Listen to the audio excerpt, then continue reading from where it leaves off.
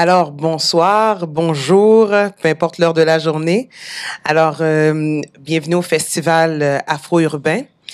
Et aujourd'hui, on va prendre part à une super belle conversation sur la danse haïtienne, mémoire vivante. Alors, je me présente, Cindy Lou Emmanuel, présidente fondatrice de l'organisation Week-end, mais aussi artiste en art visuel et surtout danseuse de danse haïtienne contemporaine. Alors, on a ici une super belle équipe dans le milieu de la danse. Alors, je vais sans plus tarder, on va vous les présenter. Je vais leur demander de se présenter individuellement et parler un petit peu d'eux. Donc, on va commencer avec Nadine. Oui, bonjour. Merci pour l'invitation. Contente d'être là et contente de partager avec vous aujourd'hui. Alors, mon nom, c'est Nadine Mondestin et je suis chercheuse en histoire de la danse professionnelle en Haïti. Et je dirais que moi, ma formation en danse, ça a commencé surtout vers 97-98.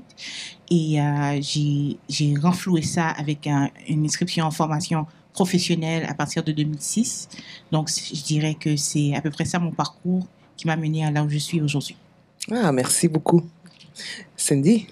Alors, bonsoir, bonjour tout le monde. Honneur et respect à tout le monde qui est présent ici. Voilà, mon nom c'est Cindy Belotte et je suis danseuse. Je fais de la danse haïtienne traditionnelle depuis 8-9 ans d'âge. Donc, faites les calculs pour ceux qui veulent découvrir. Ma réalité, en fait, j'ai grandi dans la danse haïtienne depuis toute petite. Je fais partie de la troupe Mapo-Guinée. J'en suis la directrice artistique. J'enseigne, je suis chorégraphe, je suis danseuse-interprète, je suis maman, j'ai plein de chapeaux. Oui. Mais dans mon parcours de danse, c'est ça, j'enseigne autant à Mapo-Guinée que dans le programme de perfectionnement de Nyata Nyata. Donc, ça fait peut-être 4 ans maintenant que je suis enseignante là-bas. Voilà, c'est mon parcours de vie. Ça a toujours marché avec moi. C'est mon mouvement quotidien. Voilà. Parfait, merci. Sheran. Bon, bonjour, bonsoir tout le monde. Merci pour l'invitation. C'est ça, je suis Sheran Figaro. Je suis une artiste en danse, chorégraphe et directrice artistique de la compagnie Redance Création. Donc, moi, depuis l'âge de 8 ans, je danse. J'ai commencé en Haïti. Et donc, ça a toujours été la danse traditionnelle haïtienne. Et par la suite, quand je suis arrivée ici au Québec, j'ai continué à augmenter mes connaissances sur la danse et dans ma création, ça prend beaucoup plus disons une démarche contemporaine, toujours avec la référence de ce bassin traditionnel que nous permet d'avoir la danse haïtienne. Merci. Aïka. Bonjour, donc je m'appelle Aïka. Je suis danseuse, chorégraphe, directrice artistique d'expression depuis 2019, mais je danse avec expression depuis 2011 et j'ai commencé à danser depuis l'âge de 3-4 ans en Haïti. Donc, ça fait quand même assez longtemps. Je dis souvent quand je me présente que je danse beaucoup mieux que je parle, donc on va voir comment que ça se passe. Qu'est-ce que je peux dire d'autre? Je suis travailleuse sociale aussi de formation, donc là, en ce moment ou prochainement, je vais commencer une formation en danse et mouvement thérapie avec les Grands Ballets canadiens, donc pour pouvoir mélanger les deux passions.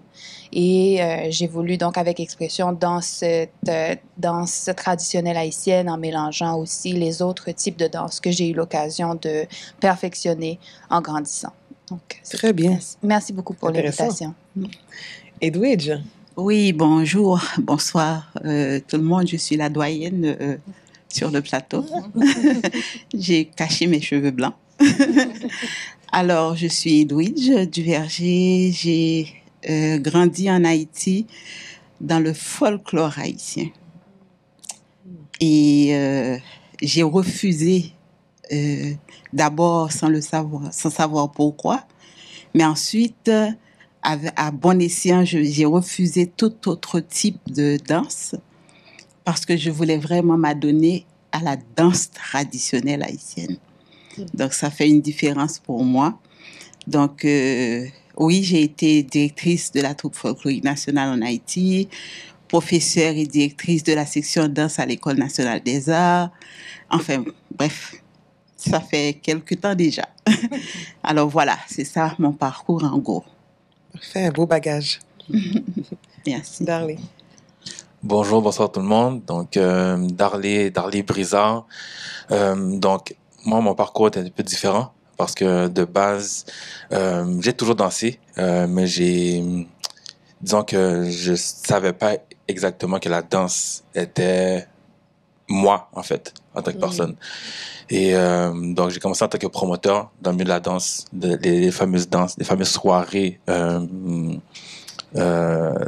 dansantes de 10 à 3 dans différents clubs, d'Elima et tout. Ensuite, c'est là que, en voyant déjà danser, je me suis dit, bon, il faut vraiment que je m'adonne à la danse. Et ça a été au début danse latine. Ensuite, j'ai vu qu'il y avait un grand manque dans la danse compas, parce que quand on parle de danse haïtienne, beaucoup de gens pensent à traditionnel. Il me dit non, je vois les gens danser, donc il faut vraiment que je m'adonne à la danse compas. Et donc ça fait à peu près le 4 ans vraiment que je talonne ça contre vents et marées. Donc voilà, donc c'est pour ça que j'ai l'honneur d'être avec vous aujourd'hui. Super, une belle diversité d'expériences et on touche un peu tout là. C'est bien, c'est bien. Alors justement, on va parler de l'histoire justement. À travers les années, on voit que ça a évolué beaucoup et mais il y a quand même un ancrage solide qui est lié à sa genèse. Et on veut, en parlant un peu d'histoire, on va faire un premier tour de table pour dire un peu qu'est-ce qui vous interpelle le plus dans l'histoire de la danse haïtienne. Alors, qui veut tenter? Je dirais que l'histoire même, je dirais même que l'histoire du pays parle de danse. Notre histoire parle de danse. Nous avons gagné notre indépendance à la force du poignet, mais grâce à la danse aussi. Donc, c'est important pour nous de savoir que la danse est un patrimoine très important dans notre histoire. Je vais ajouter... en fait, c'est ce que j'allais aborder si elle n'avait pas pris le micro avant. Justement, c'est l'histoire que tu apprends de toi-même en tant qu'Haïtien vivant à l'étranger. Moi, j'ai tout appris à Montréal. Parce que Mapou Guinée, qui va avoir 50 ans d'existence l'année prochaine, leur but premier, c'était de pouvoir garder cette connexion avec Haïti. Et dans leur parcours, je pense même pas que c'était un objectif de vouloir garder l'histoire vivante, right? Mais nous, on a compris ça très jeune en arrivant dans l'école du samedi de Mapou-Guinée, de comprendre, OK, c'est quoi un Ibo, c'est quoi un... Et puis ensuite, ça vient te chercher, ça vient chercher quelque chose en toi qui te dit, eh ben, oui, OK, je suis née à Montréal, je suis née au Québec, je suis née au Canada, mais j'ai quelque chose, j'ai un gros bagage avec moi. Et plus tu avances tu fais des pas là-dedans, plus tu comprends que, ben, ces gens-là, ils ont pas fait ça pour rien. Si j'ai cette étiquette d'haïtien-là, ben, il faut me cabine. Il faut être debout, il faut être droit, il faut être fier. Mais moi, c'est cette histoire-là que j'ai appris d'Haïti. C'est pas les livres qui l'ont donné nécessairement, c'est en écoutant mes parents, les aînés. Là, j'étais en bas aventure, excusez l'anglais. Ça se peut que je switch en créole bien souvent, là.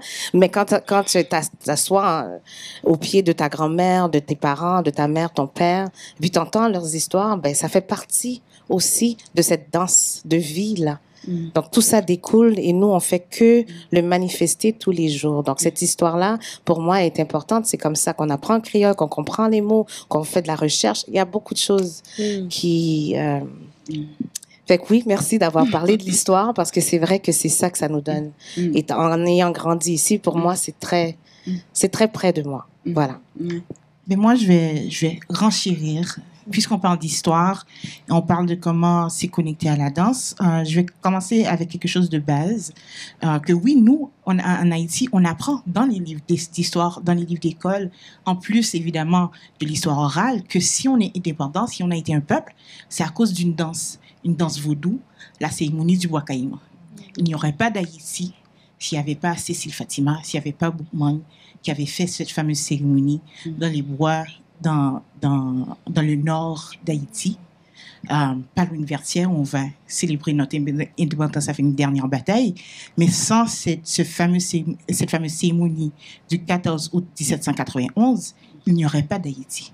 Donc, Haïti, c'est dense. Déjà, au départ, Haïti, c'est dense. Et moi, ce qui m'a poussée éventuellement à aller faire des études formalisées en danse, c'était d'avoir reconnu quelque chose dans ce qui est charrié par des rythmes que nous, on a apportés d'Afrique et qui ont été dispersés à travers le continent. Et pour les gens qui connaissent un peu l'informatique, ça se voit plus tellement ces jours-ci, mais disons quand tu allumais ton ordinateur en 91, 92, en 2001, 2002, il y avait un petit écran qui vous disait, qui vous demandait si vous voulez rentrer dans le BIOS. Vous vous souvenez, press F2 to enter the BIOS. Et ce que c'est le BIOS, c'est la programmation fondamentale de l'ordinateur. Et c'est par-dessus le BIOS qu'on va mettre le système d'exploitation qui va être Windows, qui va être Apple iOS, qui va être n'importe quoi, après Linux, n'importe quoi. Mais ce BIOS-là, ce plus fondamental-là, c'est les rythmes pour nous. C'est ce que fait notre danse qui vient d'Afrique, c'est ce que fait les multiples variations rythmiques qu'on va trouver, le compas, le merengue, la cumbia, les reggae, tout ça là. Il y a une formatation de l'être humain qui vient avec ça. Il y a un encodage d'un rapport à soi-même, d'un rapport à l'autre, d'un rapport à l'univers, qui reste avec nous, quelle que soit la culture qu'on va coller dessus après. Du moment que tu danses sur cette rythmique-là, il y a une transmission qu'on peut éveiller avec ça. Tu sais, donc c'est une programmation fondamentale. Ces rythmes-là, c'est notre BIOS en tant qu'Africain dispersé, en tant que diaspora africaine. Donc, du moment qu'on puisse aller rechercher ça, élaborer dessus, développer des cultures dessus, on peut préserver ce que nous sommes, on peut créer d'autres civilisations, on peut créer d'autres manières d'être dans le monde. Donc, c'est pour ça, pour moi, que c'est tellement important de savoir d'où est-ce que ça vient et de savoir que tu le portes toujours avec toi. Très bien, très bien. Très intéressant, hein? Puis c'est là on parle vraiment de nos racines, hein? On transporte nos racines. Puis quand j'entends parler justement d'être né en Haïti, d'être né ici, on transporte quand même à travers notre ADN ces racines-là. Très, très intéressant. Puis au niveau de, justement, parlons un peu aussi, justement, tu parlais un peu, Cindy, de ça, le fait d'être né ici, d'avoir quand même ce désir de rester connecté à vos racines. Est-ce qu'il y en a d'autres qui ressentent ce besoin-là? Darley, je vois tes yeux briller, là. Alors... c'est mon histoire, en fait. Sincèrement, c'est mon histoire. Et j'ai beaucoup apprécié ce que Nadine vient de dire parce que c'est ça. Je prends souvent l'exemple du ballet. Comment que le ballet forme les Occidentaux. C'est-à-dire que peu importe ce que tu vas faire dans ta vie, les parents, ils inscrivent leur enfant dans le cours de ballet. Ça donne une posture, ça donne ci, ça donne ça. Puis ensuite, ce bias-là, tu vas dans le hip-hop, tu vas dans le... Nous, on devrait tellement... Et ça, je le dis de tout cœur, avec passion, parce que je le réalise à travers les cours de Cindy, à travers les conversations que j'ai eues avec Mamie Edwidge. Bon, j'ai dit Mamie, mais c'est ça. Donc, moi, je suis né ici et il y a eu un blocage. Il y a eu, par rapport à la culture, culture des rythmes, culture de la danse, culture en général, la culture haïtienne, qui fait en sorte que nous, les gens qui sont nés ici, on doit avoir souvent je parle de système, mais on doit avoir justement ce bias-là qui nous permet d'aller voir d'où l'on vient. Et ensuite, tu vas aller dans le hip-hop, tu vas aller dans d'autres styles, mais tu dois avoir la base. Et ça, c'est capital parce que ça fait de toi une personne consciente. On vit dans un monde où est-ce que c'est beaucoup plus facile de guider quelqu'un qui n'est pas conscient qu'une personne qui est consciente. Et ça, je le réalise à chaque jour quand je sais que je suis ancré au sol Je parle d'ancrage parce que directement, je vais le dire, je fais allusion à Madame Zab Mabongo qui a fait le travail depuis 30 dernières années, qui me permet de comprendre que je suis haïtien d'une part, je viens d'Afrique. C'est pas que je ne savais pas, mais encore une fois, je parle de conscience, je parle d'ancrage.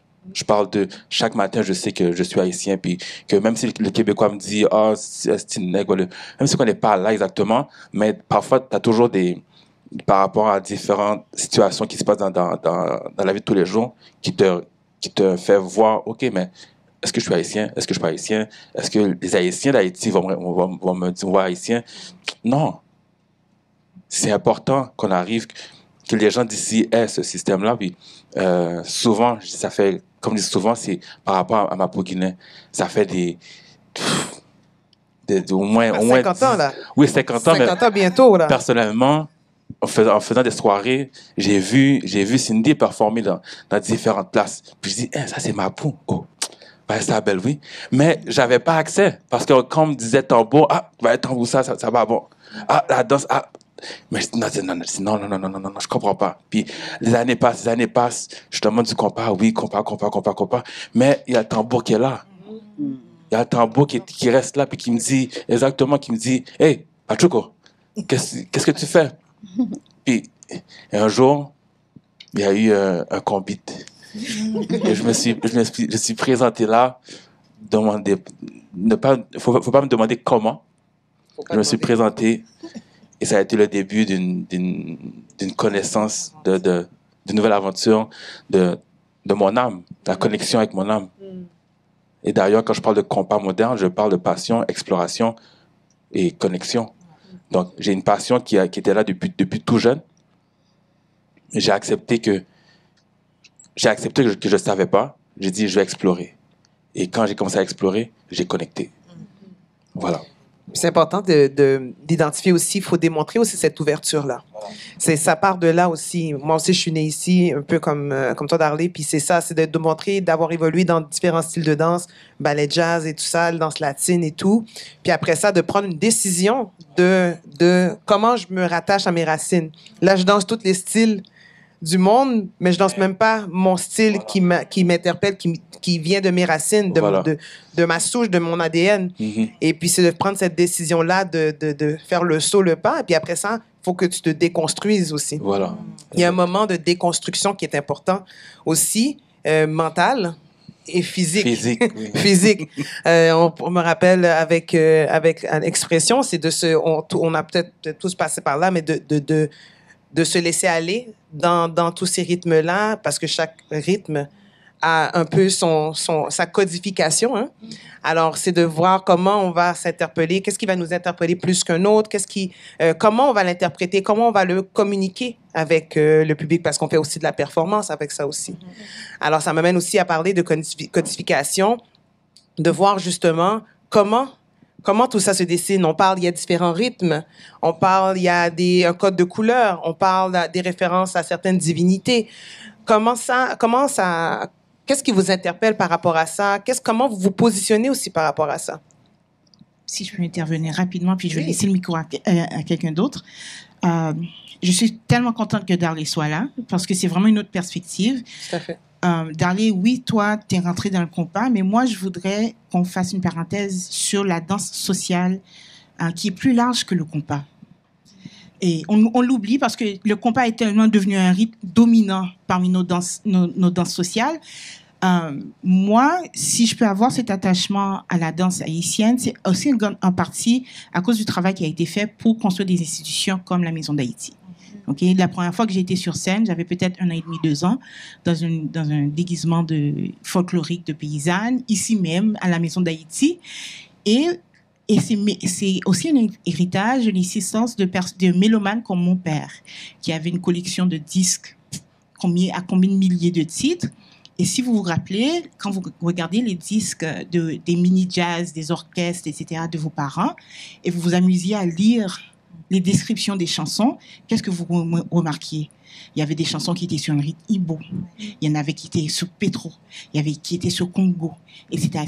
C'est-à-dire que même sans avoir le contexte du lakou, le contexte du péristyle, le contexte de la transmission traditionnelle qui vient de la culture paysanne, nous avons toujours amené avec nous et puis transformé ces rythmes-là dans des formes et dans des vernaculaires populaires où ça passe inaperçu.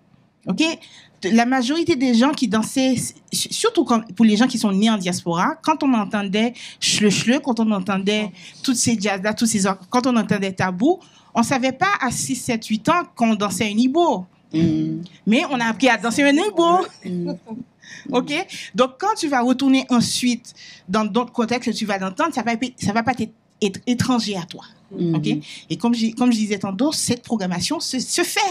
Même quand tu penses que tu es en train de danser, tu sais, tu fais ton petit bal de préadolescent avec tes amis, à boire du punch, à regarder, faire des yeux doux à ce petit gars-là que tu trouves bien cute. C'était toujours là avec toi. Tous ces rythmes-là étaient toujours là avec toi, tu t'en rendais pas compte. Maintenant, c'est une question de manière consciente et de direct, de dire, OK, je vais aller chercher, c'était quoi? Mais Bayo était toujours là avant. C'était jamais caché. C'est là la magie, la beauté aussi de voir la force aussi qu'on a de naviguer. Puis tous les éléments sont là, mais c'est juste ouvrir le troisième œil, la conscience. Donc, ouais. Bravo, merci. Moi, ce qui est particulier pour moi, quand je retourne à la question dont tu parlais pour l'histoire, moi, la danse haïtienne, la danse traditionnelle, je trouve qu'elle me connecte beaucoup avec la société dans laquelle j'ai grandi. Comme si je prends, par exemple, le rythme kombit. Moi, mes grands-parents paternels étaient des paysans. Mon grand-père cultivait la terre. Ma grand-mère, selon ce que j'ai appris, parce que je l'ai pas vu faire, allait vendre au marché.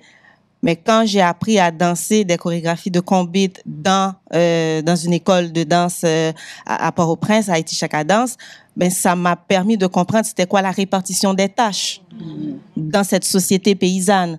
Parce que nous, les filles, on faisait les mouvements qui soit pour récolter ou bien des fois pour planter aussi.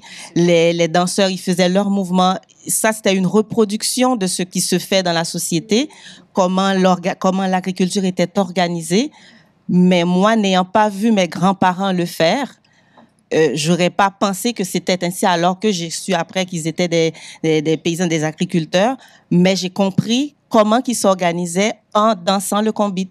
Donc pour moi, ça parle de l'histoire du peuple haïtien en général, mais de façon très particulière de ma famille, de ce que ma famille a vécu, etc. Donc et par rapport au code dont tu parlais pour soit les couleurs ou les concepts. Moi, je vais beaucoup avec l'idée du principe de quelque chose. Si on parle de l'Egba, par exemple, comme loi, on va dire, l'Egba, pour moi, c'est le principe d'ouverture, on ouvre la porte pour les autres. Oui, tu as accès. Une fois que tu accèdes, c'est pas refermer la porte derrière toi. Donc, c'est ouvrir la porte, laisser aussi des opportunités aux autres. Et moi, à ce moment-là, je me connecte à l'universalité de la vie et cette humanité qui nous traverse, veut pas, parce qu'on est humain.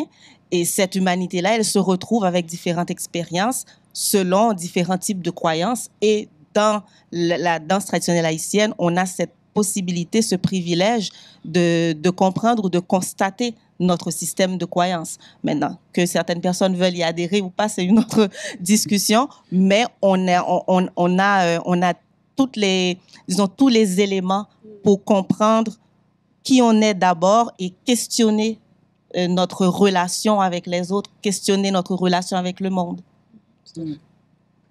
Aïka, je vois que... Moi, j'approuve. Non, j'approuve. Et je rejoins tout le monde justement dans cette idée il faut reconnaître le passé pour pouvoir vivre le présent authentiquement. Donc, pour moi, c'est ça que ça rejoint. Et cette idée de danser la danse traditionnelle haïtienne sans reconnaître d'où on vient, pour moi, on ne peut pas le faire. Parce qu'il faut reconnaître où on est passé, d'où on est parti pour pouvoir représenter honnêtement, authentiquement qui on est.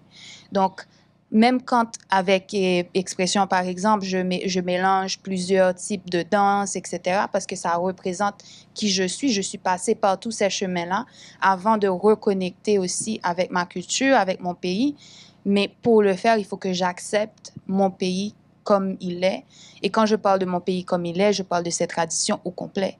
Et je ne peux pas nier une partie de qui je suis pour représenter qui je suis. Donc, pour moi, la danse traditionnelle haïtienne, il faut vraiment comme englober le tout et parler du tout si tu veux faire justice et puis te respecter toi en tant qu'Haïtien, en tant que danseur traditionnel haïtien. C'est bien parce que des fois, on dit danser avec intention. Hein? Puis un mouvement, c'est pas juste un mouvement. Hein? Comme tu disais, danser avec intention, puis dire qu'on fait un mouvement, il y a toute une structure qui vient derrière ça. Puis je pense que ça, c'est très important aussi, justement, dans la transmission qu'on fait d'Haïti à ceux qui sont nés ici, et ainsi de suite, puis qu'on le transmet à la génération future, d'amener cette transmission d'informations, comme tu mentionnais aussi, même si on est né ici, on n'a pas accès nécessairement à toute la panoplie d'avoir vécu, d'avoir vu les gens être paysans, avoir vu toutes les difficultés aussi que les gens ont vécu à travers et qu'ils ont utilisé la culture, la danse pour passer à travers certaines choses. Mais tout ça, il faut le transporter ici aussi, peu importe où on est à travers le monde, là, en dehors d'Haïti, mais il faut le transporter pour justement continuer et amener une certaine pérennité à long terme. Ouais. D'où la nécessité pour moi, je pense, d'écrire la base des danses traditionnelles haïtiennes. Parce que on a tendance à minimiser ce que nous avons, premièrement. Deuxièmement, on a tendance aussi à se dire, ça n'a pas grande valeur en dehors du pays, ce qui n'est pas vrai du tout. C'est surtout ça qui fait de nous que nous sommes des Haïtiens et Haïtiennes. Donc, je pense qu'il est important de mettre sur papier les bases des danses traditionnelles haïtiennes. Et je suis heureuse ici de voir qu'on ne parle pas de folklore. Ça, c'est très important pour moi, parce que le folklore est sclérosé. Le folklore, on le voit comme ça se faisait il y a 50 ans, mais que ça ne se fait plus. Tandis que nos danses sont vivantes. Nos danses sont encore dansées dans les péristyles, un peu partout en Haïti. Donc, c'est important de garder vivant notre danse et de ne pas l'appeler folklore. Donc, c'est ce que je voulais ajouter pour le moment. Si je peux, j'aime bien toujours prendre le relais après ce qu'elle dit. Elle me fascine, cette dame. C'est incroyable, je l'aime beaucoup. J'en profite pour te le dire. Merci. Moi, j'ai commencé par le folklore parce que c'était ce qui était dans le contexte. À l'époque, on a appris à danser. C'était ce qui était populaire. C'était bien de dire danse folklorique parce que c'est ce que les gens, surtout on veut partir de l'histoire, de l'idée de rester connecté à la terre-mère, la terre d'Haïti, bien sûr. C'est normal que ça soit folklorique parce qu'on veut se rappeler des tableaux. Mais quand tu grandis dans le folklore, à un moment donné, il faut que tu te poses des questions. Et j'aime bien revenir sur des exemples qui nous ont ouvert les yeux, les filles de Mapou, pas que moi, parce que je suis pas toute seule à faire ce travail-là. Il y a toute l'équipe de Mapou Guinée. On se questionne tous les jours, et j'exagère pas. Chaque jour, on peut être sur FaceTime, sur WhatsApp, puis on se pose des questions. Puis on débat. Puis on fouille, puis on va voir Edwidge, puis je vais parler à Chiran, je vais parler à Nadine, je vais parler à Aïka. Ça dépend c'est pas juste moi, parce que c'est pour le bien de tous, OK? Quand moi j'ai conscience qu'on a commencé à se poser des questions, c'est parce qu'on faisait un pas Ibo.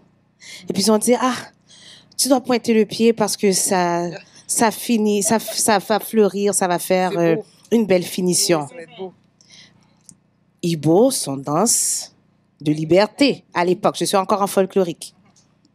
Mais qu'est-ce que je vais pointer? Bon, c'est ma goumée. Quelle pointe que j'ai besoin d'avoir dans un Ibo? Première question. Mais pourquoi?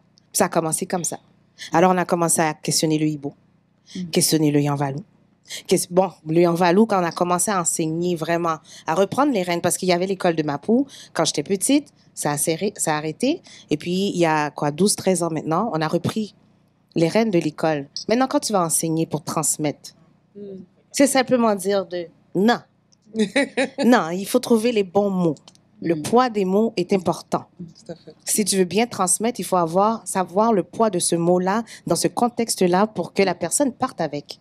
Et que ça la travaille et qu'elle fasse ce travail, justement, réfléchi, mais physique aussi. Donc, je suis passée de folklorique, ça a été ma porte d'entrée. Je ne peux plus dire folklorique aujourd'hui. Malgré que oui, le chandail de Mapou dit folklorique. It's okay. We're going to change it one day. It's okay. Mais c'est le point de départ. Hein? C'est le point de départ. Oui, c'est le point de départ, justement. Donc, il y a un beau parcours là-dedans. Pour moi, ma tradition, elle est avec moi tous les jours, dans la façon de respirer, dans la façon de se tenir, dans ma posture, dans mes mots. Les paroles de mes parents reviennent. Il y a tout ça il y a toute cette charge-là dans ce parcours folklorique pour le traditionnel qui est beaucoup plus près de nous qu'on le pense.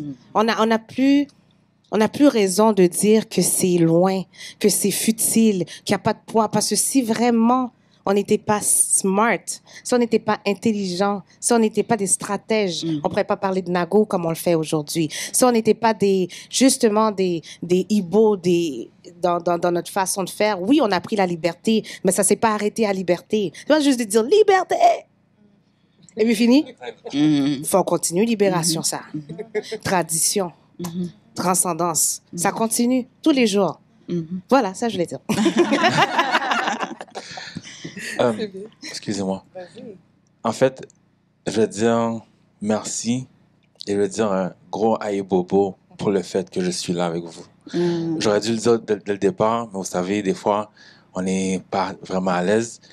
Mais c'est ça. Ce qui se passe là. Communication, transmission. C'est ce que Cindy, pour moi,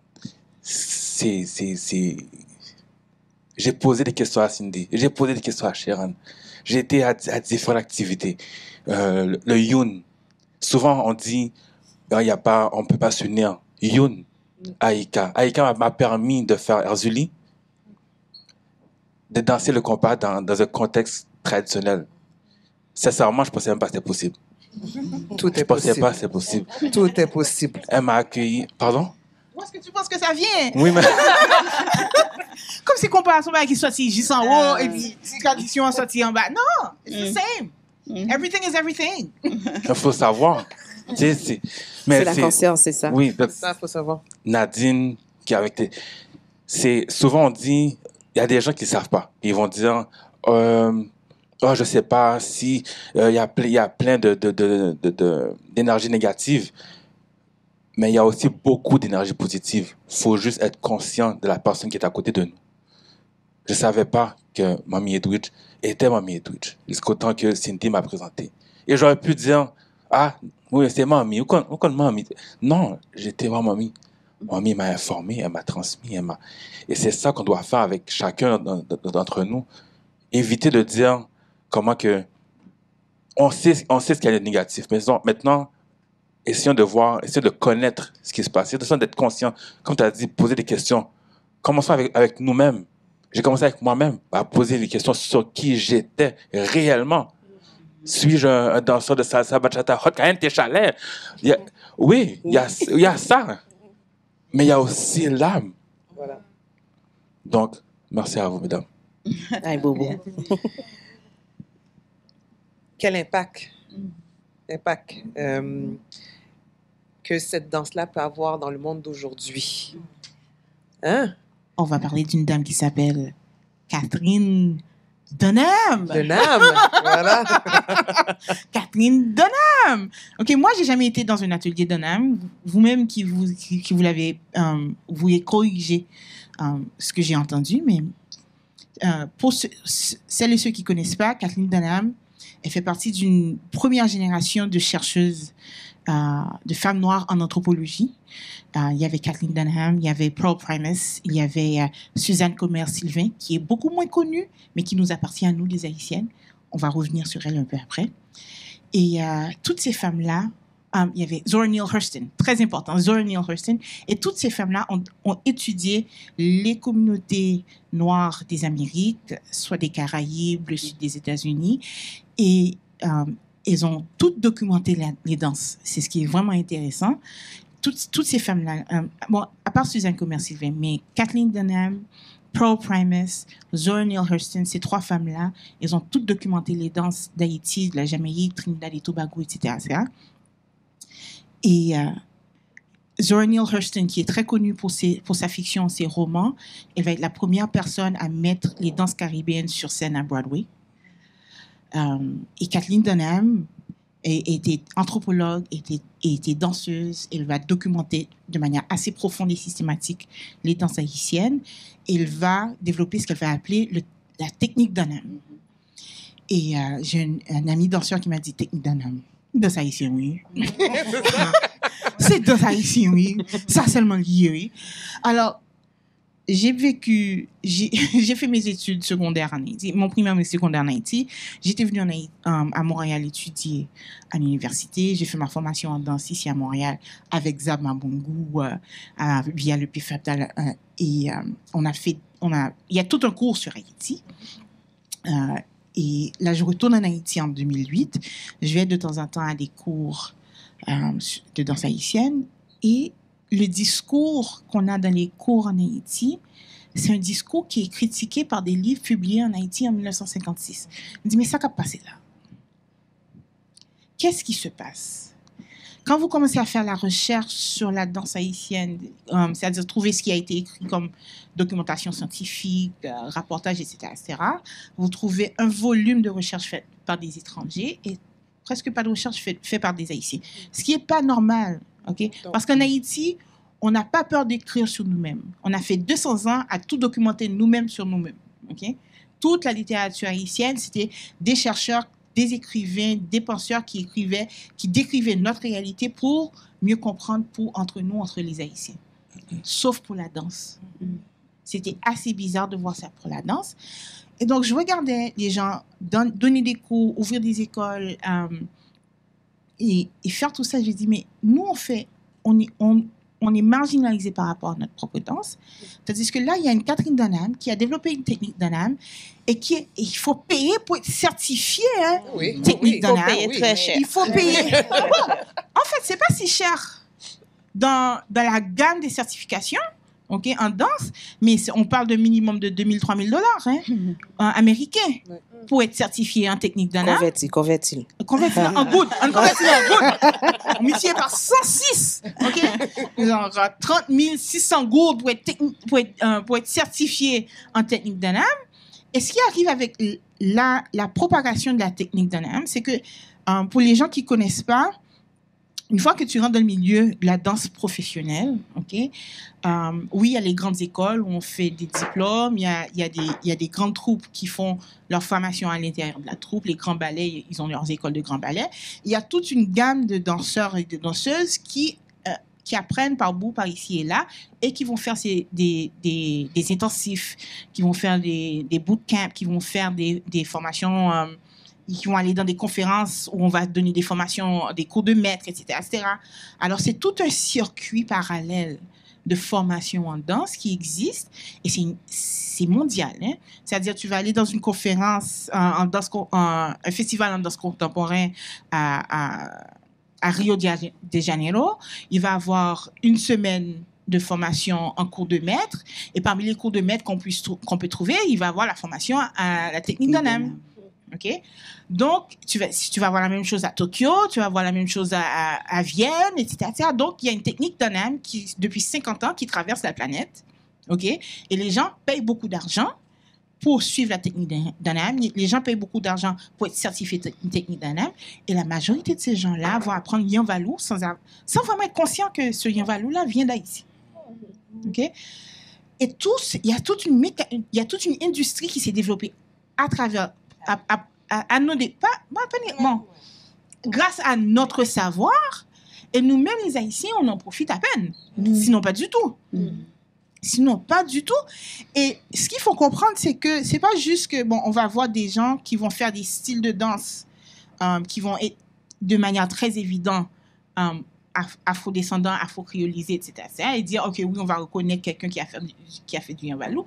Non, c'est que il y a toute une part des gens qui vont être en danse à Broadway, dans les films, dans les musiques, dans les vidéos musiques. Il y a toute une part dans Dancing with the Stars, toutes ces émissions-là qui vont faire cette formation-là. Et toi, en tant qu'Haïtien, tu te rends pas compte que cette personne-là a appris le Yanvalou, a appris à danser le hibo, a appris à danser tout ça, sans reconnaître son origine première et sans que les danseurs en Haïti ou les danseurs haïtiens ou d'origine à travers le monde puissent en profiter directement.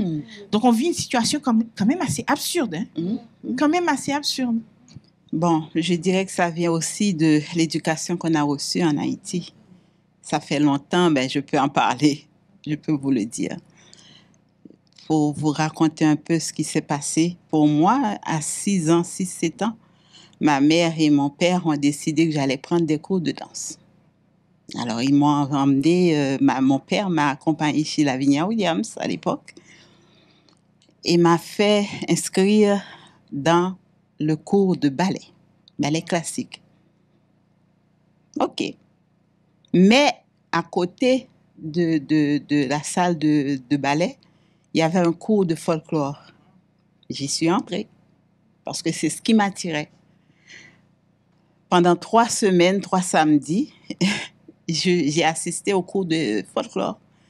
Et quand mon père l'a su, on m'a enlevée de l'école parce que le folklore, comme on l'appelait à l'époque, n'est pas bien vu dans le milieu haïtien. Donc, c'est un peu ce qui fait que la danse traditionnelle haïtienne, même maintenant, ça se dégage davantage maintenant. Mais avant, on est critiqué quand on danse Yanvalou, bien Ibo, bien Congo, bien Banda. Donc, l'histoire peut expliquer un peu pourquoi ce sont des étrangères qui sont rentrées et qui ont profité de notre patrimoine de danse pour écrire et pour que ça fasse le tour du monde. Maintenant, j'espère que ça va changer. Je pense qu'on travaille fort là-dessus. Oui. Pour que ça change, justement. Je vais te laisser, parce que je sais que je suis quand même capable de parler beaucoup. Mais justement, oui, le contexte, c'est toujours important de le mettre en avant. Dans ces années-là, on était encore victime du rejeté. Oui. Alors, tout ce qui est relié au vaudou, par ricochet, le folklore, le folklore, c'est la forme mainstream, acceptable, pour que les autres nous voient. Pas pour que nous, on se regarde dans le miroir. Aujourd'hui, je pense que la tendance est en train du moins j'espère, qu'elle est en train de shifter. Moi, je suis consciente que pour moi, c'est un gros parcours.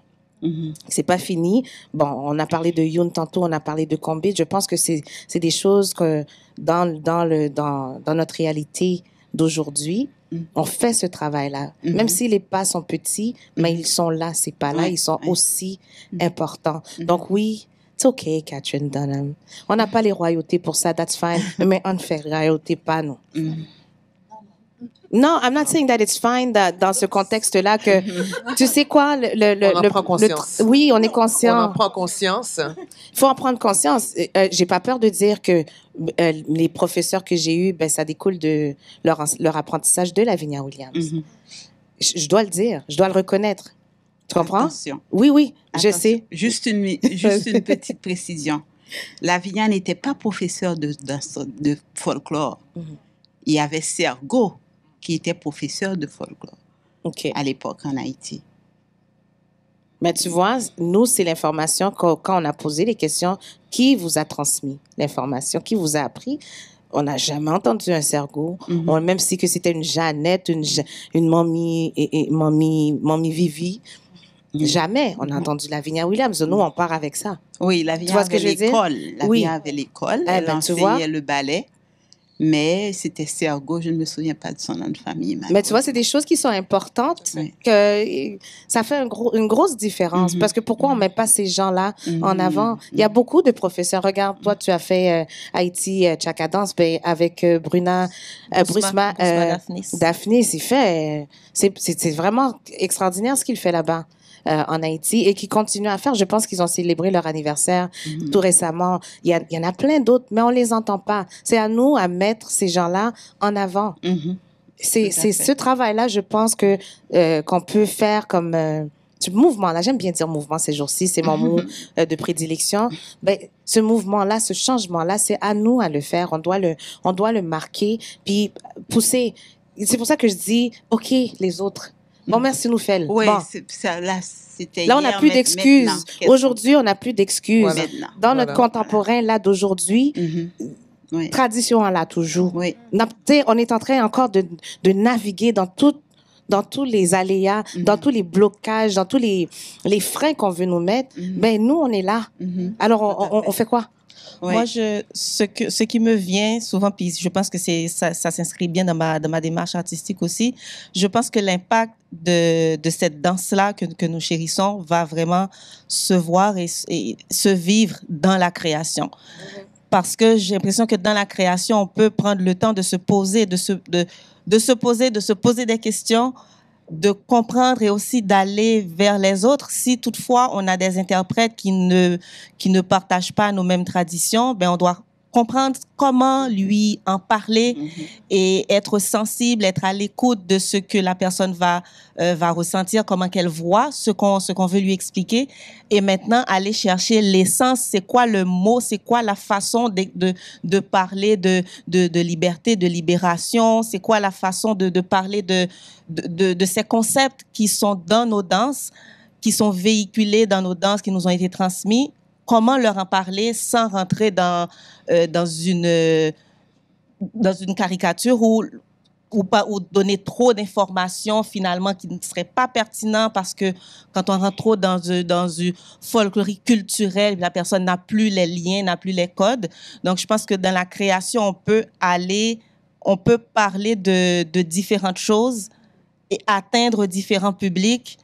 Et peut-être que là, on va plus ressentir l'impact parce que les gens vont, ah oui, d'accord, là, je comprends, parce que on n'a plus trouvé le mot, mais finalement, on va danser le Yanvalou pareil. C'est de sortir justement, de s'ouvrir au monde. Puis comme tu mentionnais, ça ne doit pas nécessairement être juste dansé par nous. Parce que souvent, des fois, on est entre nous, on danse notre folklore, la danse haïtienne entre nous, mais je pense qu'en s'ouvrant, justement, comme tu disais, dans la création, d'avoir des danseurs qui sont pas nécessairement d'origine haïtienne ou d'origine africaine, qui viennent rentrer puis qui viennent apprendre toute notre codification, les mouvements, aller en profondeur, ça nous permet de s'ouvrir et justement de nous ouvrir au monde en tant que tel. Seconde, tu dis codification. Oui, je vais la laisser parler parce que ça fait 2 fois que je voulais faire signe. Mais tu dis codification mais ils ont leur charge à eux aussi. Ils ont leur ancestralité. Donc, trouver le mot qui fait le pont entre ma connexion et ta connexion comme personne qui n'est pas de ce cadre-là, c'est correct aussi. Donc oui, comprendre l'essence du mot, mais pour que ça te rejoigne toi. Fait que oui, c'est comme ça que ça va ouvrir. Donc oui, le cadre c'est Yanvalou 100 fois. Mais sans Yanvalou la carré les Youlan va peut-être pour eux. I don't know, but on va trouver le point de connexion, puis le message va ouvrir beaucoup plus large et plus grand parce que on part du même point. Fait que c'est pour ça que je voulais juste ajouter ce petit point-là. Oui, très bon. Mais pour parler du même point, il faut aussi s'auto-valoriser nous-mêmes. Ouais. Et c'est de ça que ça part. Ouais. Parce que, et c'est la raison pour laquelle je pense, encore c'est mon opinion, mais la raison pour laquelle je pense que les autres valorisent notre culture, c'est parce qu'ils voient le potentiel. Donc, ils sont là, ils ont cherché, ils ont vu le potentiel et puis ils sont ressortis avec. Nous, on refuse d'admettre notre propre potentiel. On refuse de s'auto-valoriser. Donc, comment est-ce qu'on peut vouloir que les autres viennent et nous valorisent si nous-mêmes, on n'est pas capable de le faire? Tout à fait. Mais ça part de ça, de se regarder, de s'accepter et puis de dire, bon, moi, je viens avec ça. Et puis. Voilà. Et puis. C'est un très bon point. Donc, comme vous savez tous, moi, je suis un fanatique de compas. Et quand on parle de compas, non, il n'y a pas seulement le compas actuel, parce que je suis un fanatique, disons que je suis un ambassadeur. Donc, les anciens sons autant que les sons nouveaux. Et il faut justement valoriser ce qu'il y avait avant le compas. Avant ce qu'on appelle compas. Parce que même à l'année 55, qu'est-ce qu'il y avait avant que M. Nemours Baptiste appelle le compas, il y avait tout ce qu'il y avait, la tradition, les coups de tambour, les danses qui étaient reliées à ça. Le compas, c'est pas seulement ce qu'on appelle le gouillade, et c'est ça, il faut auto-valoriser. Il faut, comme Aïka a dit, valoriser ce qu'il y a maintenant, c'est correct. Parce qu'il faut aussi valoriser ce qu'il y a maintenant. Il faut respecter le travail qui se fait maintenant, mais aussi que ces gens-là valorisent ce qu'il y avait avant. OK? Ça, c'est dans le monde du compas, dans le monde du hip-hop, c'est la même chose. Il y a toujours ce problème-là entre l'ancien, les OG, et la nouvelle génération. Puis il faut créer ce pont-là.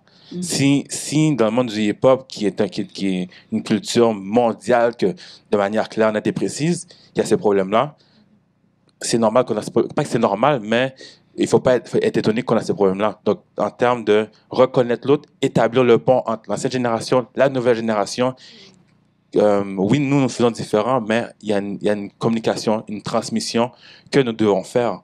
Puis, il faut que l'ancienne génération valorise ce que le nouveau fait. Le nouveau doit valoriser ce que l'autre a fait avant et prendre le temps. Prendre le temps. Oui, dans le compas, il y a du Congo. Oh non, il n'y en a pas. Oui, il y a des tambours en arrière, là. Parce que ce qu'il y a à dire, c'est que souvent, puis est-ce que je peux. Un bon tambourin, non, je ne vais pas dire son nom parce que bon, il ne m'a pas dit, il n'a pas permis, mais il m'a dit d'aller. On m'a demandé de faire partie du groupe, bon groupe de compas. Mais quand j'ai vu que le tambour était en arrière, j'ai dit non, parce qu'ils ne vont pas donner le respect que le tambour doit avoir. Dernièrement, dernièrement, j'ai vu un groupe, Monsieur Basile, qui a fait un solo de tambour. C'était clairement, on entendait les notes de chaque coup de tambour. Mais sinon, habituellement, non. Donc, le compas, c'est pas seulement ce qui se passe maintenant. En fait, c'est le véhicule. Et j'aimerais aussi dire que, par rapport à ça, mais qu'il y a un pont entre la musique traditionnelle, les danseuses traditionnelles et le compas. On doit, parce qu'en fait, présentement, le compas est une musique qui est mondiale. Même si on ne dira pas. Mais c'est le temps de le dire. C'est une musique mondiale. Même si elle n'est pas dansée autant que la salsa, autant que la bachata, autant que la kizomba, venez pas me dire, s'il vous plaît, que le compas n'est pas mondial. Parce que la kizomba a été influencée par le compas. Avant même d'être danseur, je suis promoteur. Donc, j'ai vu le comportement du danseur, de la danseuse, non seulement de danseur haïtien, mais de la danseuse qui n'est pas haïtienne, du danseur qui n'est pas haïtien. Comment qu'il écoute le son? Oh, c'est quoi ce son-là, Darlé? J'ai des gens de Québec qui viennent à mes soirées. Darlé, moi, je vais écouter du compas. Mais quand il y a du compas, tu me le dis. Ça veut dire que notre musique, elle est accessible. Tout à fait. Et les artistes, les musiciens, en fait, c'est vraiment communication, transmission, ouverture entre les danseurs et les musiciens, de compas et la musique traditionnelle. C'est ça qu'il faut faire, c'est établir les ponts. Voilà. Je vais ajouter que dans cet ordre d'idées, il faudrait parler du jazz des jeunes. Le jazz des jeunes a été le jazz qui a mis sur scène, je dirais, les rythmes de nos danses traditionnelles. Et le jazz des jeunes a d'abord été le jazz de la troupe folklorique nationale, d'ailleurs. Donc, si vous avez du temps, essayez de trouver quelques morceaux du jazz des jeunes et puis vous allez voir la différence. Maintenant, là, je suis fière d'être ici maintenant. Pourquoi? Parce que j'ai grandi avec ce sentiment, ce malaise, à savoir pourquoi j'aime les danses traditionnelles haïtiennes. pourquoi je viens d'un milieu où on ne parle pas vaudou, on ne parle pas de choses des rues. Alors pourquoi moi, je suis attirée par les danses traditionnelles haïtiennes? Bon, il m'a fallu faire mon parcours et voir que c'est mon âme, c'est moi. Et quand je suis entrée à l'École nationale des arts, j'ai eu toutes les difficultés du monde à faire danser nos jeunes étudiants. Pourquoi? Parce qu'ils disaient « Ah, non. A fait tambour ça, nous va la donner. » Premièrement. Deuxièmement, il y a aussi que il n'y avait pas de code, il y avait rien pour enseigner vraiment à des gens qui ne savent rien, mais rien du tout des danses traditionnelles haïtiennes. Donc, il a fallu faire ce travail déjà pour décortiquer des mouvements, pour leur permettre, pour les transmettre à ces jeunes. Donc là, je me sens bien parce que je peux respirer. Je peux me dire, bon, OK, la relève est faite. Et ça, c'est important. C'est très important parce que pendant un certain temps, je m'étais dit, je donne des coups d'épée dans l'eau. Mais là, je me sens rassurée, là, vraiment. C'est toute cette bataille entre les perceptions et les écrits. On parlait un peu plus tôt d'avoir justement ces écrits afin de documenter quand on veut lire sur le ballet, quand on veut lire sur d'autres styles de danse. Exactement. Tout est écrit, on regarde, OK, ça vient de là, voici comment, OK, tel pas ou tel mouvement, telle posture est documenté, écrit. Mais quand on parle de rien, c'est sûr que là, on travaille avec les perceptions et souvent les perceptions sont beaucoup plus fortes. Ah oui. Que la réalité, mais effectivement. Plus que ça, justement, l'autre jour, j'enseignais et puis j'ai fait un mouvement de Petro. Elle m'a dit, ah, OK, ça s'appelle comment? Quel mouvement qu'on va faire ça? J'ai dit, bon, Petro. Mais tandis que, et c'est ça qui arrive, c'est que quand tu vas enseigner le ballet, tu vas dire, OK, tu vas faire un point tendu, un demi-plié, un rond de jambe. Et puis quand tu arrives pour enseigner ce que tu devrais connaître, tu arrives et tu dis, bon, on va faire Petro, pas deux. Petro? Mais donc, parce qu'il n'y a pas de nomenclature, il n'y a pas de mots encore. Mais il y en a, oui, mais ce n'est pas tout le monde qui les connaît. C'est dommage. Je voulais revenir sur plusieurs éléments qui ont été mis en avant ici. C'est une question d'ouverture sur le monde. Okay? Il faut comprendre que Haïti, c'est être ouvert sur le monde. Okay. Quelque chose que j'ai compris grâce à mes apprentissages chez ZAB, c'est que d'abord, être africain, c'est d'être africain plus. C'est-à-dire que les cultures d'Afrique centrale, d'Afrique de l'Ouest, l'Afrique subsaharienne de manière générale, face à un autre qui est soi-disant différent, ils vont chercher à connecter, à augmenter ce qu'ils sont dans l'approche de l'autre. Donc ça, c'est déjà quelque chose qui est de pratique depuis le continent. Et il faut comprendre que les gens qui ont fait notre indépendance, okay, c'était oui, se libérer de l'esclavage, se débarrasser du colon français, mais on faisait ça dans l'idée qu'on le faisait pour tous les Noirs. Que nous, notre réussite pour construire Haïti en tant que pays souverain, c'est une réussite pour tous les Noirs et mettre le visage des Noirs à l'échiquier mondial. C'est-à-dire que Haïti, c'est pas juste pour les Haïtiens, Haïti, c'est pour tous les Noirs. Et ça, c'était écrit, ça ressort de manière très forte dans les textes qui étaient écrits par les gens qui ont fait notre indépendance, les penseurs, Jean-Jacques Dessalines, qui ont dit qu'il était illettré, mais qui écrivait à travers son secrétaire Boiron-Tonnerre, dans les écrits de Toussaint Louverture, ils écrivaient à la fois des textes qui circulaient à Saint-Domingue, mais dans des journaux internationaux, en Europe, etc., parce qu'ils voulaient que la réflexion, les intentions, tout ce qui était derrière cette bataille pour être un pays autonome, souverain, que ça aille loin. Et ça a fait cet effet-là, parce que ce qu'on oublie, en grandissant en Haïti, j'en étais pas consciente. Okay? Ce qu'on apprend plus tard, quand tu commences à fréquenter de manière plus proche les Noirs venus des États-Unis, des autres pays Caraïbes, ce que tu apprends, c'est que pour tous ces Noirs-là, pendant tout le 19e siècle, c'était nous le paradis. Le modèle. C'était nous le paradis. OK? Et ça, c'est fait grâce au fait qu'on ait écrit notre acte d'indépendance et que ça a circulé, ça a été traduit.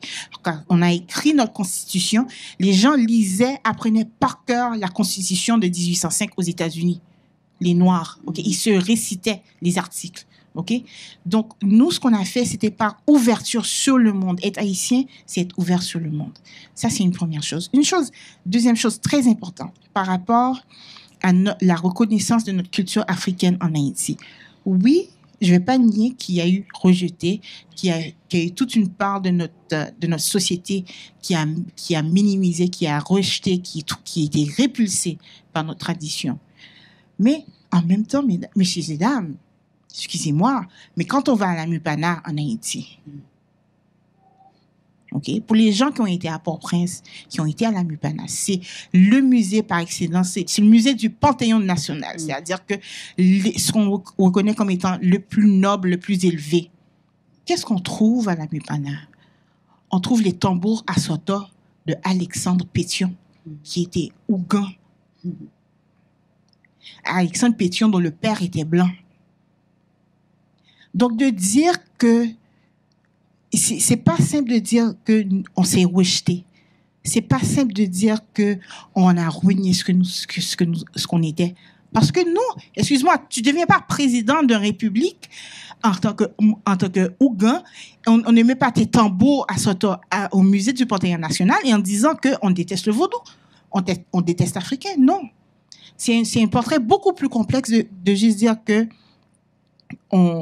les Haïtiens rejetaient ce qu'on était. C'est pas vrai. Il y a eu ça, mais il y a eu ça qui est encore plus grand. Quand vos parents vous avez mis chez Lavinia Williams, OK? Oui, ils vous avaient mis dans le cours de ballet, mais le cours de folklore de Sergo était quand même là. Et avant l'école de Lavinia, il y avait l'école de Viviane Gauthier. Et Viviane n'enseigne pas le ballet, s'il vous plaît. Elle enseigne juste le folklore. Viviane n'a pas été après Lavinia? Non. Moi, je pensais que c'était après. Non. Parce qu'elle a enseigné chez Lavinia. Viviane, elle a ouvert son école en 1950, Lavinia en 1956. Okay. Donc, c'était légèrement avant. Tout légèrement avant. Donc, c'est une histoire, il y a des allers-retours. Il y a des tendances multiples. Et il ne faut pas oublier aussi, et c'est le dernier point que je vais faire, c'est quelque chose de très important. On a été occupé par les Américains. Et cette occupation des Américains, c'était une violence inouïe sur beaucoup de plans. Oui, physique, parce qu'il y a eu la répression des gens qui ont résisté, il y a eu le viol par les soldats américains, il y a eu le travail forcé, le retour à l'esclavage symboliquement pour les paysans. Donc, toutes sortes de ruptures, toutes sortes de vécus et de violences dont on pensait s'être débarrassé. OK? Comme le dit la chanson, nous pas de faire l'indépendance. Pour une servie étranger. Donc, c'est revenu sur nous. Ceux pour lesquels on avait tant sacrifié, c'était revenu sur nous.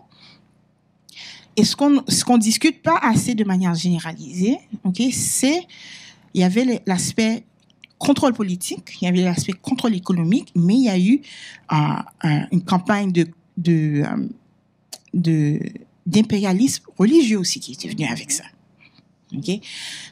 C'est-à-dire que oui, maintenant, en théorie, il y a 20-25% des Haïtiens qui sont protestants en Haïti, peut-être proportionnellement un peu plus dans la diaspora, mais ce protestantisme était véhiculé par une société américaine hyper raciste, hyper méprisante de l'Africain, hyper méprisant des French-speaking niggers que nous étions face à eux. Et ça va laisser des traces. Ça va laisser une marque. Ça va faire mal. Et les gens vont peut-être, à tort, prendre des réflexes d'autoprotection. On va dire, OK. pour protéger nos enfants face à une vulnérabilité qui s'installe dans la société, on va faire ça. OK? Mais on peut pas uniquement associer ce rôle minimisé, ce rôle minorisé, ce rôle marginalisé qu'ont les pratiques traditionnelles paysannes, qu'ont les variations des religions vaudou, des danses traditionnelles. On peut pas juste dire que c'est parce que les Haïtiens, on ne s'aimait pas, on ne se valorisait pas.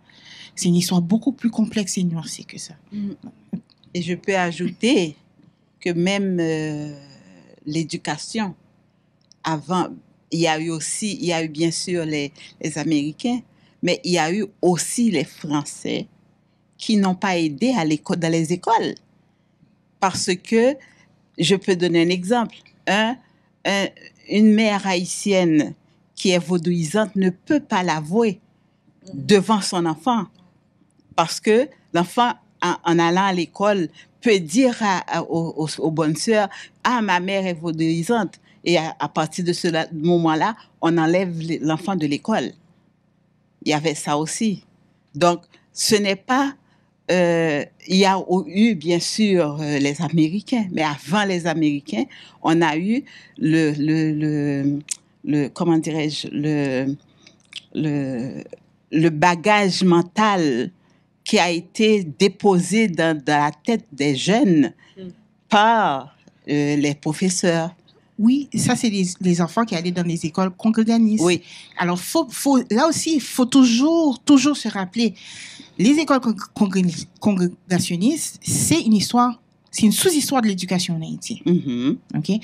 Les écoles congréganistes, c'est après le concordat de Damiens, en 1860. Il y avait déjà 3 générations d'écoles en Haïti qui n'étaient pas gérées par les Français. Okay? C'était nous-mêmes qui avons fait notre école en Haïti. C'est pas les Français qui l'ont amené à nous, c'est pas les Français qui nous l'ont imposé.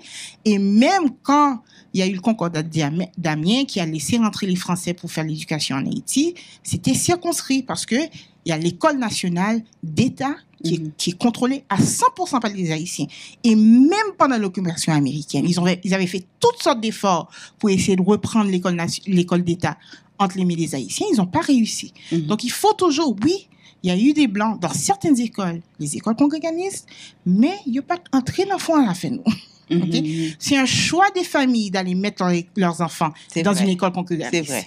Il y a le lycée national, il y a l'école nationale, où les enseignants, où c'est géré par le ministère de l'Éducation nationale.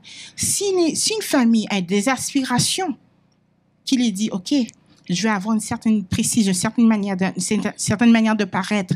Donc, je vais aller mettre mes filles chez les Sœurs de Bourdon. Je vais aller mettre mes fils au petit séminaire École Saint-Martial. Je vais aller mettre... Ça, c'est un choix de famille. Mais les choix qu'on a faits en tant que peuple, en national, c'est distinct. Faut être toujours capable de faire la part des choses dans ce sens-là. Je suis heureuse que tu aies apporté cette précision. Cependant, je dirais que à l'époque où moi j'ai grandi, les écoles congrégationnistes étaient les meilleures écoles, paraît-il. Donc, on s'arrangeait, les parents voulaient ce qu'il y avait de mieux pour leurs enfants. Et donc, on les envoyait dans les écoles congréganistes. Bon, bien sûr, on peut dire que maintenant, on se rend compte que c'était peut-être pas la bonne chose à faire. Mais à l'époque, c'était la chose à faire. Ben, c'est de l'histoire, hein. On amène, c'est pas seulement de la danse, hein. On sort, puis tout ça, il y a tout un bagage derrière qui vient englober le sujet principal de notre discussion aujourd'hui.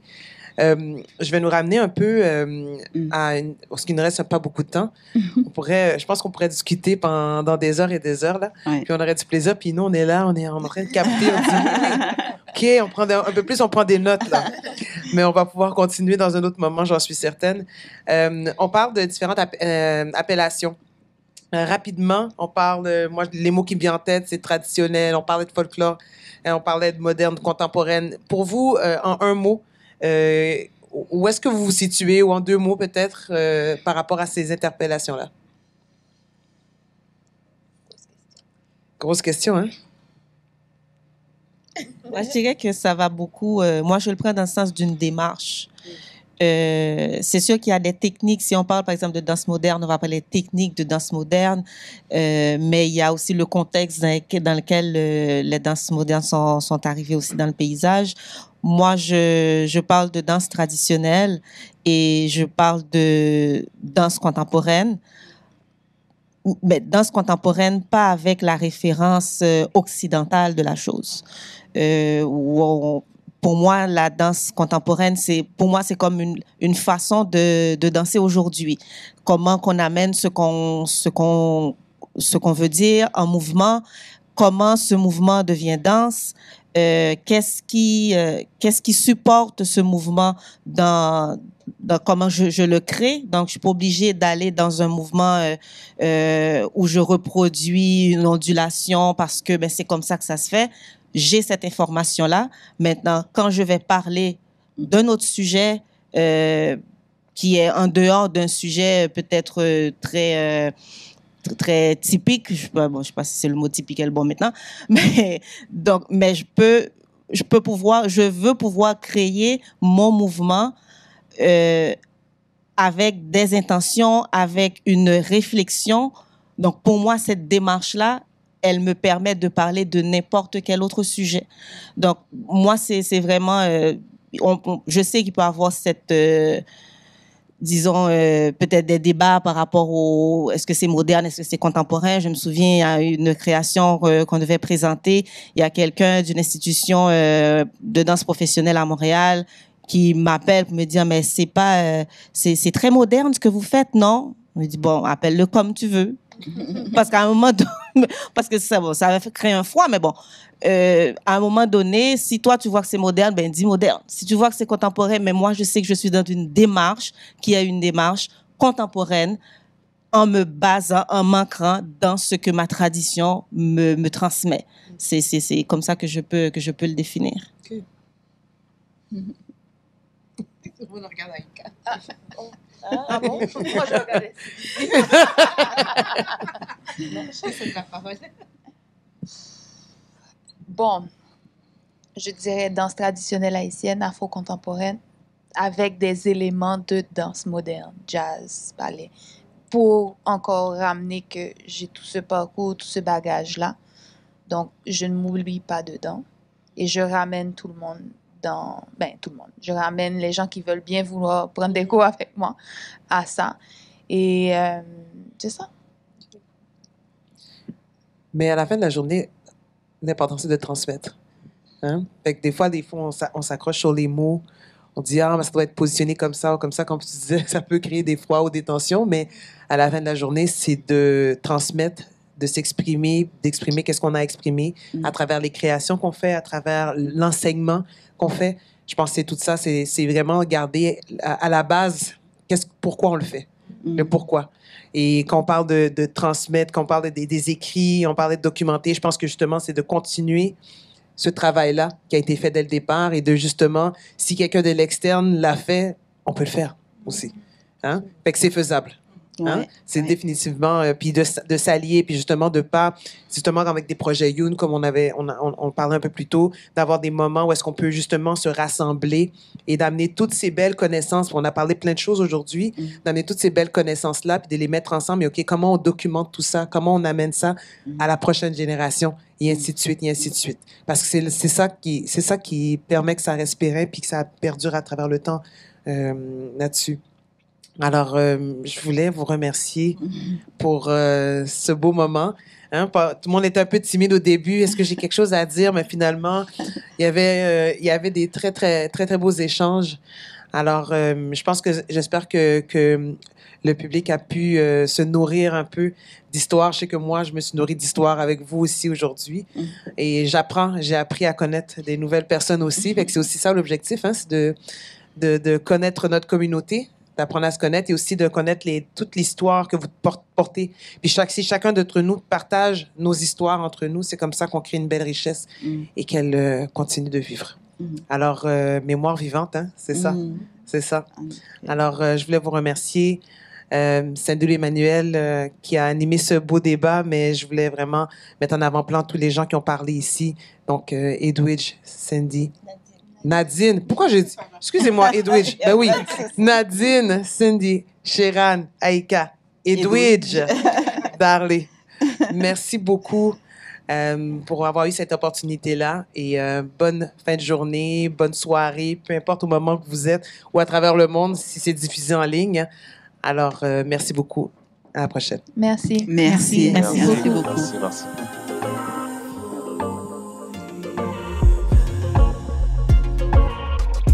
Le message de